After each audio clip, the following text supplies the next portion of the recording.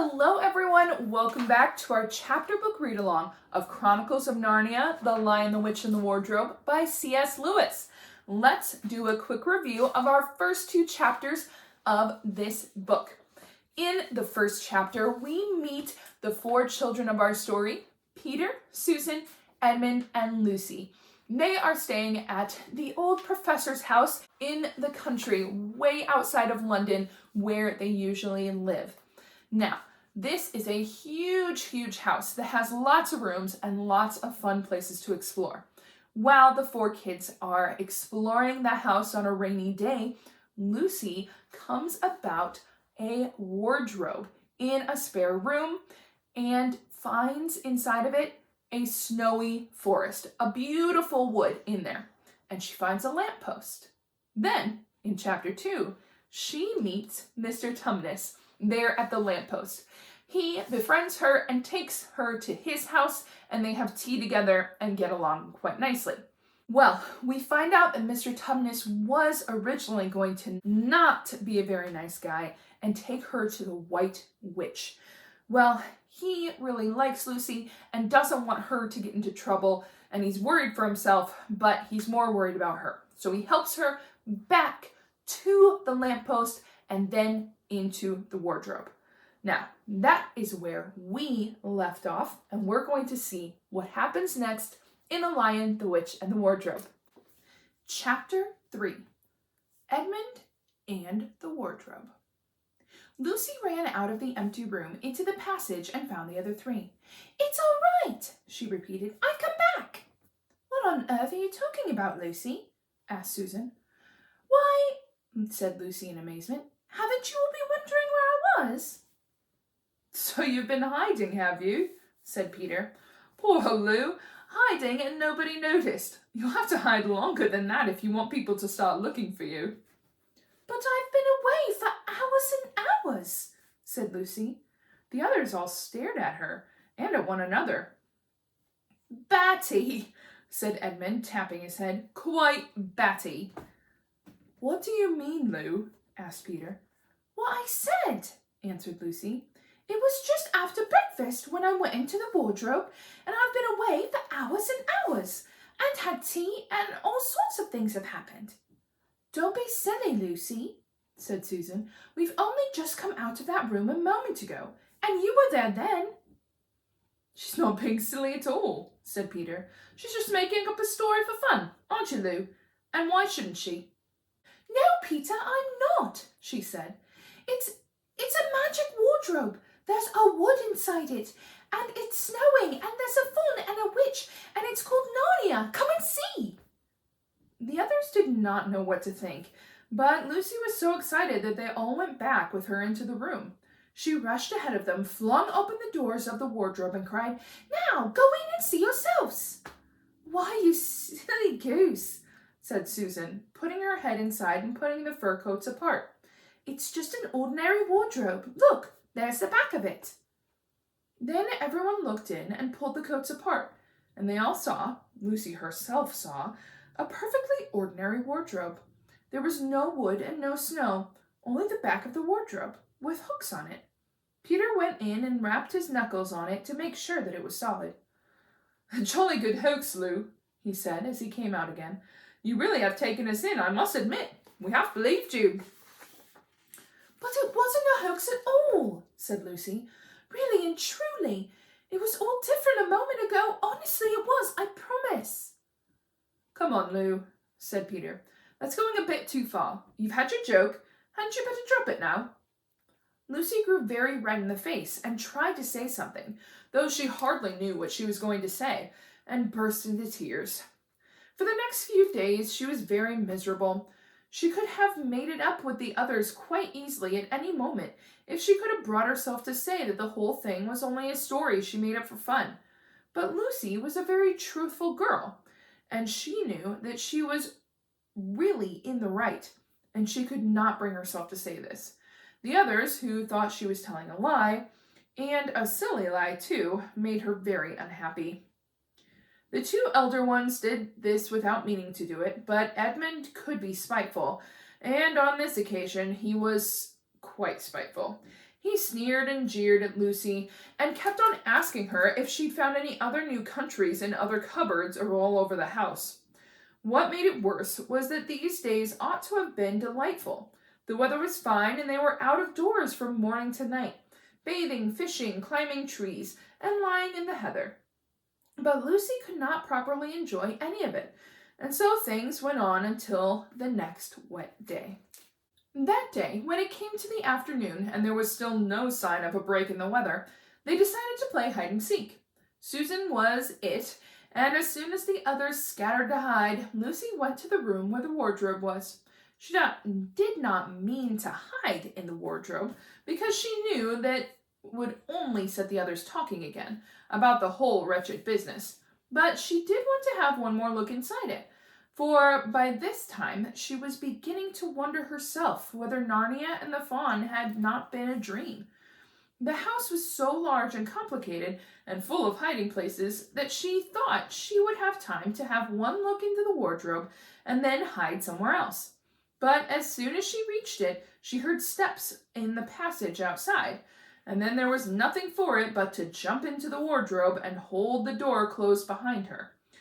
She did not shut it properly because she knew that it was very silly to shut oneself in a wardrobe, even if it was not a magic one.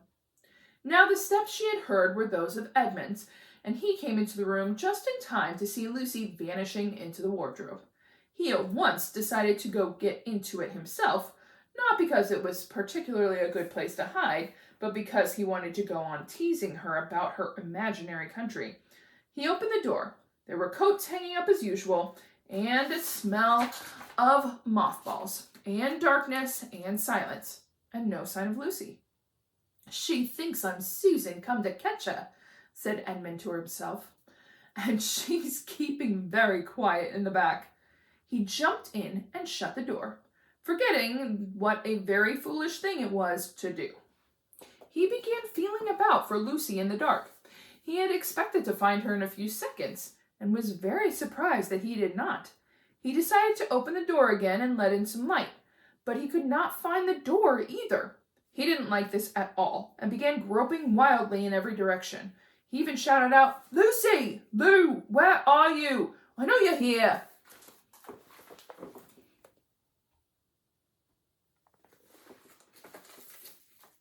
There was no answer, and Edmund noticed that his own voice had a curious sound. Not the sound you'd expect in a cupboard, but a kind of open-air sound. He also noticed that he was unexpectedly cold, and he even saw a light. "Thank goodness," said Edmund. "The door must have swung open of its own accord." He forgot all about Lucy and went toward the light, which he thought was the open door of the wardrobe. But instead of finding himself stepping out into the spare room, he found himself stepping out from the shadow of some thick, dark fir trees into an open place in the middle of a wood. There was a crisp, dry snow under his feet, and more snow lying on branches of trees. Overhead, there was a pale blue sky, the sort of sky one sees on a fine winter day in the morning. Straight ahead of him, he saw between the tree trunks the sun just rising, very red and clear. Everything was perfectly still, as if he were the only living creature in that country. There was not even a robin or a squirrel among the trees, and the wood stretched as far as he could see in every direction. He shivered. He now remembered that he had been looking for Lucy, and also how unpleasant he had been to her about her imaginary country, which now turned out not to have been imaginary at all. He thought that she must be somewhere quite close, so he shouted, "Lucy! Lucy, I'm here too! Edmund!" There was no answer. "She's angry about all the things I've been saying lately," thought Edmund. And though he did not like to admit that he'd been wrong, he also did not much like being alone in a strange, cold, quiet place. So he shouted again, "I say, Lou, I'm sorry I didn't believe you. I see now. You were right all along. Do come out. Make it pax." Still there was no answer. "Just like a girl," said Edmund to himself, "sulking somewhere and won't accept an apology." He looked around him again and decided he did not much like this place, and had almost made up his mind to go home when he heard, very far off in the wood, a sound of bells. He listened, and the sound came nearer and nearer, and at last there swept into the sight a sledge drawn by 2 reindeer. The reindeer were about the size of Shetland ponies, and their hair was so white that even the snow hardly looked white compared to them. Their branching horns were gilded and shone like something on fire when the sunrise caught them. Their harness was of scarlet leather and covered with bells. On the sledge, driving the reindeer, sat a fat dwarf, who would have been about 3 feet high if he had been standing. He was dressed in polar bear's fur, and on his head he wore a red hood with a long gold tassel hanging down from its point. His huge beard covered his knees and served him instead of a rug.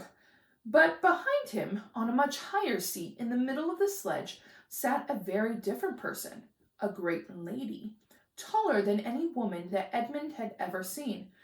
She also was covered in white fur up to her throat, and held a long, straight golden wand in her hand, and wore a golden crown on her head. Her face was white, not merely pale, but white like snow, or paper, or icing sugar, except for her very red mouth. It was a beautiful face in other respects, but proud and cold and stern. The sledge was a fine sight, as it came sweeping toward Edmund with the bells jingling and the dwarf cracking his whip and the snow flying up on each side of it. "Stop!" said the lady, and the dwarf pulled the reindeer so sharp that they almost sat down. Then they recovered themselves and stood champing their bits and blowing. In the frosty air, the breath coming out of their nostrils looked like smoke. "And what, pray, are you?" said the lady, looking very hard at Edmund. My name is Edmund," said Edmund, rather awkwardly. He did not like the way she looked at him. The lady frowned. "Is that how you address a queen?" she asked, looking sterner than ever. I beg your pardon, your majesty. I didn't know," said Edmund. "Not know the Queen of Narnia?" cried she. "Ha! You shall know us better hereafter. But I repeat, what are you?" "Please, your majesty," said Edmund, "I don't know what you mean. I'm at school, at least I was. It's the holidays now."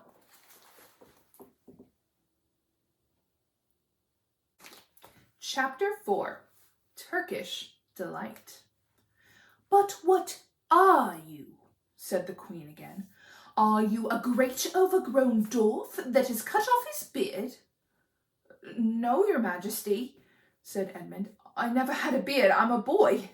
"A boy?" said she. "Do you mean you're a son of Adam?" Edmund stood still, saying nothing. He was too confused by this time to understand what the question meant. "I see you're not smart, whatever else you may be," said the queen. "Answer me once and for all, or I shall lose my patience. Are you human?" "Yes, your majesty," said Edmund. "And how, pray, did you come to enter my dominions?" Please, your majesty, I came in through the wardrobe." "A wardrobe? What do you mean?" I opened a door and just found myself here, your majesty," said Edmund. "Ha!" said the queen, speaking more to herself than him. A door from the world of men. I have heard of such things. This may wreck it all, but he is only one, and is easily dealt with." As she spoke these words, she rose from her seat and looked Edmund full in the face, her eyes flaming. At the same moment she raised her wand. Edmund felt sure that she was going to do something dreadful, but he seemed unable to move. Then, just as he gave up himself for lost, she appeared to change her mind. "Ah, my poor child," she said in quite a different voice. "How cold you look. Come and sit with me here on the sledge, and I will put my mantle round you, and we will talk." Edmund did not like this arrangement at all, but he dared not disobey. He stepped onto the sledge and sat at her feet, and she put the fold of her fur mantle around him and tucked it well in. Perhaps you want something hot to drink, said the Queen. Should you like that? Yes, please, Your Majesty, said Edmund, whose teeth were chattering. The Queen took from somewhere among her wrappings a very small bottle, which looked as if it were made of copper. Then, holding out her arm, she let one drop fall from it into the snow outside the sledge. Edmund saw the drop for a second, then in midair, shining like a diamond. But the moment it touched the snow, there was a hissing sound, and there stood a jeweled cup full of something that steamed. The dwarf immediately took this and handed it to Edmund with a bow and a smile. Not a very nice smile. Edmund felt much better as he began to sip the hot drink. It was something he had never tasted before, very sweet and foamy and creamy, and it warmed him right down to his toes. It is dull, son of Adam, to drink without eating, said the Queen presently. What would you like best to eat? Turkish Delight, please, Your Majesty, said Edmund. The Queen let another drop fall from the bottle onto the snow, and instantly there appeared a round box tied with a green silk ribbon, which, when opened, turned out to contain several pounds of the best Turkish Delight.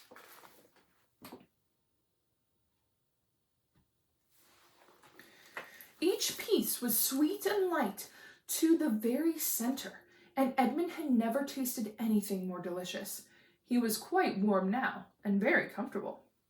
While he was eating, the Queen kept asking him questions. At first, Edmund tried to remember that it was rude to speak with one's mouth full, but soon he forgot about this and thought only of trying to shovel down as much Turkish Delight as he could. And the more he ate, the more he wanted to eat, and he had never asked himself why the Queen should be so inquisitive. She got him to tell her that he had one brother and two sisters, and that one of his sisters had already been to Narnia and had met a fawn here, and that no one except himself and his brother and his sisters knew anything about Narnia. She seemed especially interested in the fact that there were 4 of them, and kept on coming back to it. You are sure there are just 4 of you? She asked. 2 sons of Adam and 2 daughters of Eve? Neither more nor less?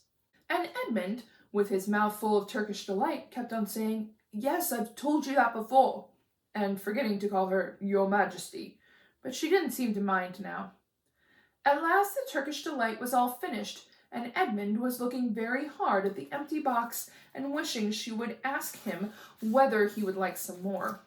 Probably the Queen knew quite well what he was thinking, for she knew, though Edmund did not, that this was enchanted Turkish Delight, and that anyone who had once tasted it would want more of it, and would even, if they were allowed, go on eating it till they killed themselves.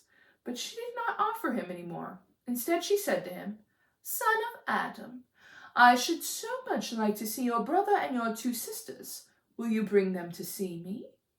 I'll try, said Edmund, still looking at the empty box, because if you did come again, bringing them with you, of course, I'd be able to give you more Turkish Delight. I can't do it now. The magic will only work once. In my own house, it would be another matter. Why can't we go to your house now? Said Edmund. When he had first gotten to the sledge, he had been afraid that she might drive away with him to some unknown place from which he wouldn't be able to find his way back. But he had forgotten about that fear now. It is a lovely place, my house, said the Queen. I am sure you would like it. There are whole rooms full of Turkish Delight, and what's more, I have no children of my own. I want a nice boy whom I could bring up as a prince, and who would be king of Narnia when I'm gone. While he was prince, he would wear a gold crown and eat Turkish Delight all day long. And you are much the cleverest and handsomest young man I've ever met. I think I would like to make you the prince. Some day, when you bring the others to visit me. Why not now? Said Edmund. His face had become very red, and his mouth and fingers were sticky. He did not look either clever or handsome, whatever the Queen might say. Oh, But if I took you there now, said she, I shouldn't see your brother and your sisters. I very much want to know your charming relations. You are to be the prince and later on the king. That is understood. But you must have the courtiers and nobles. I will make your brother duke and your sisters duchesses. There's nothing special about them, said Edmund. And anyway, I could always bring them some other time. Ah, but once you were in my house, said the queen, you might forget all about them.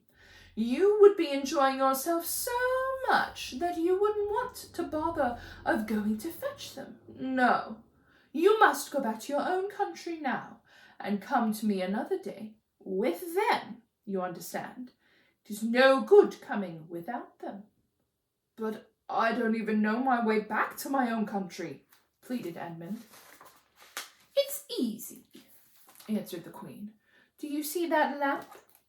She pointed with her wand, and Edmund turned and saw the same lamp-post under which Lucy had met the fawn. Straight on, beyond that, is the way to the world of men. And now look the other way, where she pointed to the opposite direction, and tell me if you can see two little hills rising above the trees. I think I can, said Edmund. Well, my house is between those hills, so next time you come, you have only to find the lamp-post and look for those two hills, and walk through the wood till you reach my house. But remember, you must bring the others with you. I might have to be very angry with you if you come alone. I'll do my best, said Edmund.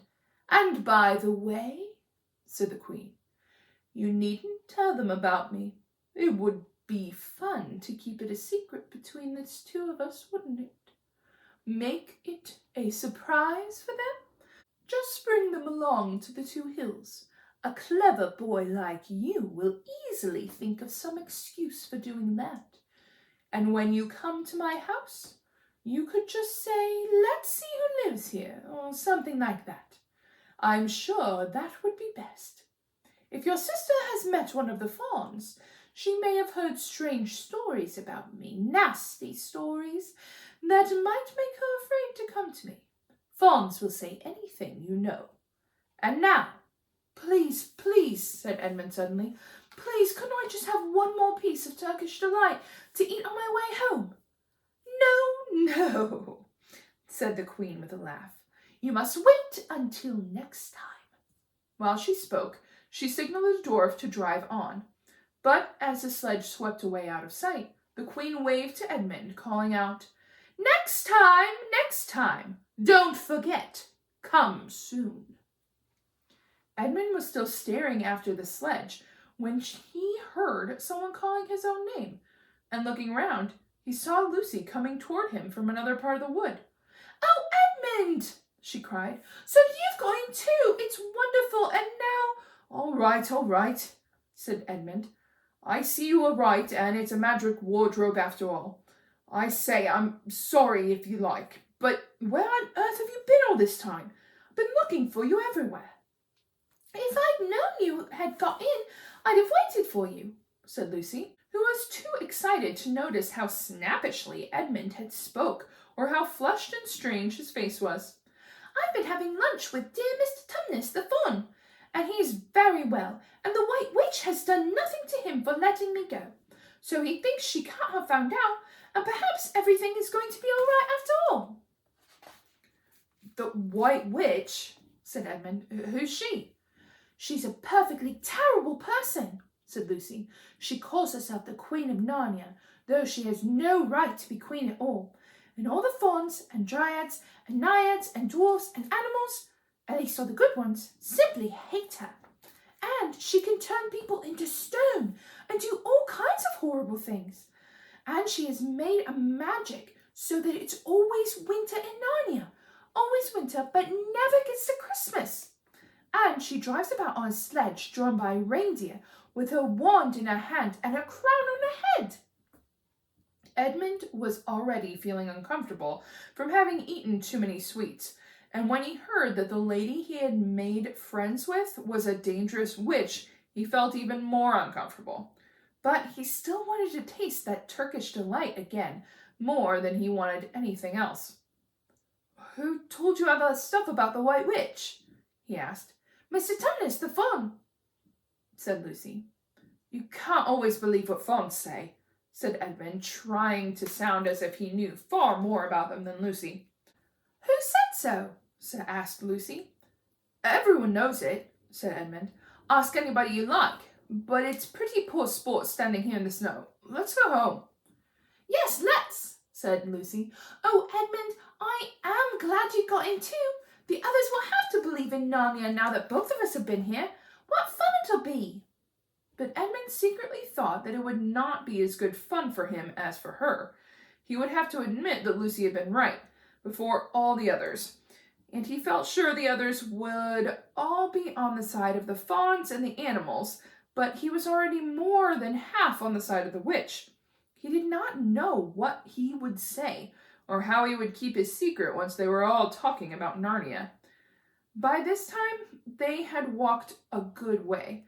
Then suddenly, they felt coats around them instead of branches, and next moment, they were both standing outside the wardrobe in the empty room. "I say," said Lucy, "you do look awful, Edmund. Don't you feel well?" "I'm all right," said Edmund, but this was not true. He was feeling very sick. "Come on then," said Lucy. "Let's find the others. What a lot we shall have to tell them, and what wonderful adventures we shall have now that we're all in it together." Let's discuss chapters 3 and 4 of our story. All right, so chapter 3, Edmund and the Wardrobe. Why was Lucy surprised that her siblings hadn't been wondering where she was? Well, in Narnia, she had been there for hours and hours. It had gotten dark, she had tea with Mr. Tumnus, and here, no time had passed. What did they find when they looked into the wardrobe? Nothing. They found just a regular old wardrobe. They found the back of it, the coats that were in there, nothing. Why didn't Lucy make up with the others by saying she had just made up the story of her adventure? Well, as they were saying, she is a very truthful person, and that really happened, so she didn't want to lie that she had just made it up. Why should the next few days have been delightful, but Lucy did not enjoy them?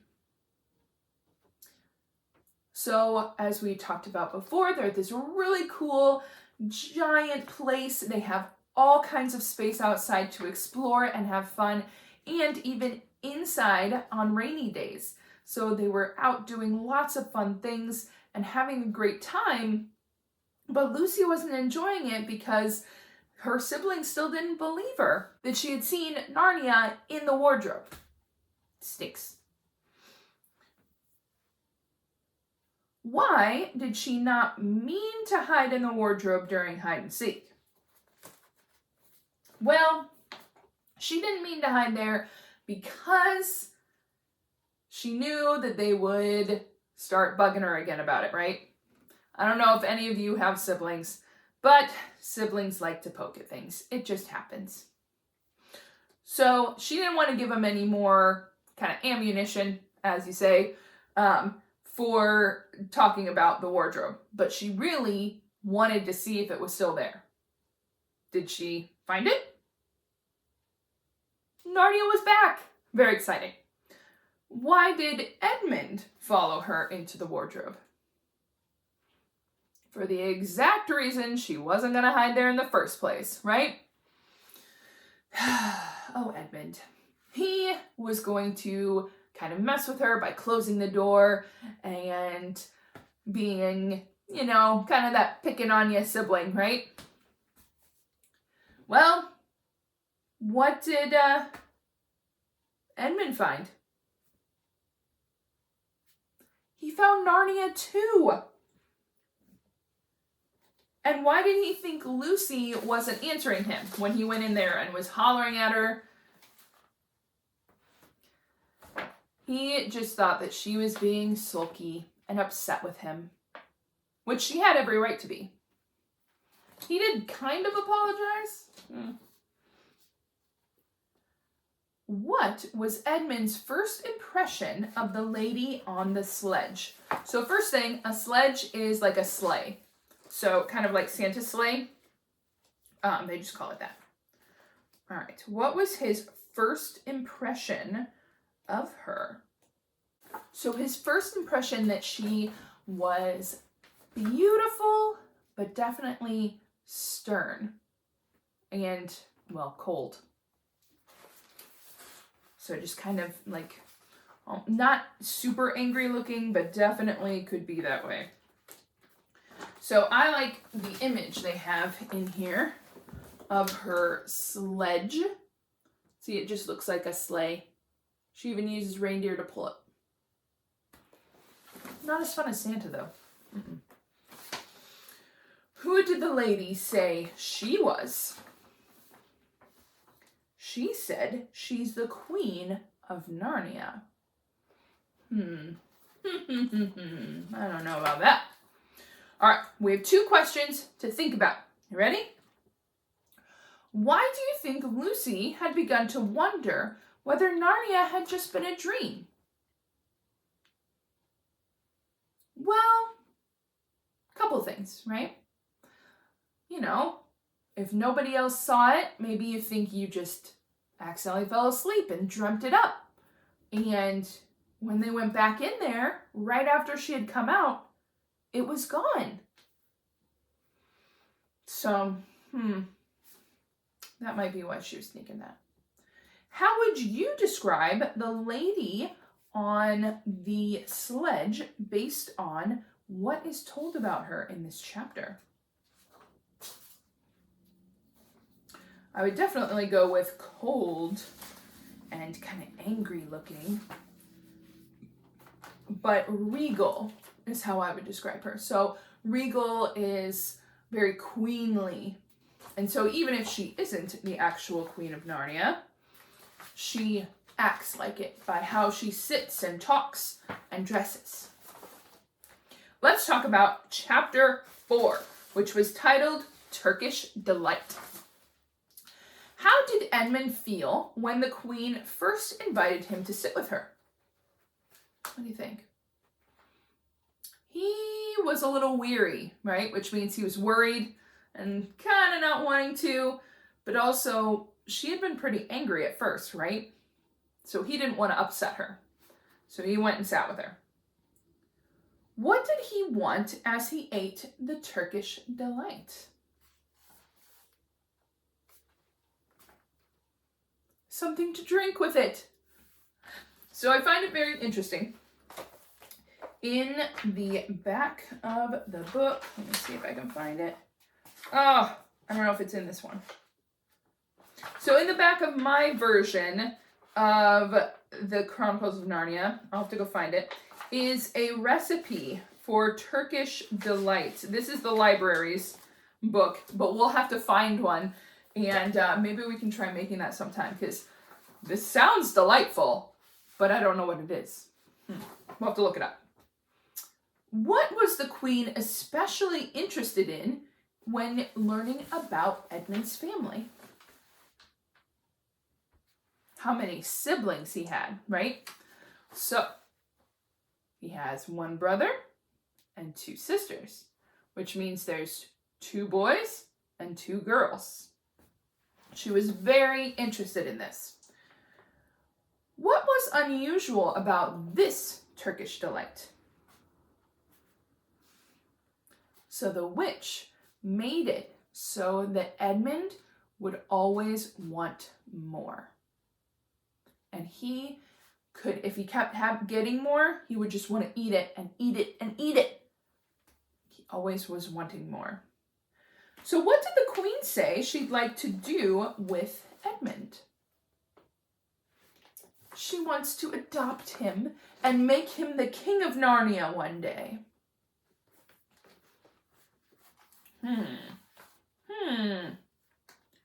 What was the one condition, so the one thing that Edmund had to do to go through with the Queen's idea? Edmund has to get his siblings to come to Narnia as well. The Queen said something about fawns after Edmund told her about who Lucy had met. What did she say? She said that fawns cannot be trusted.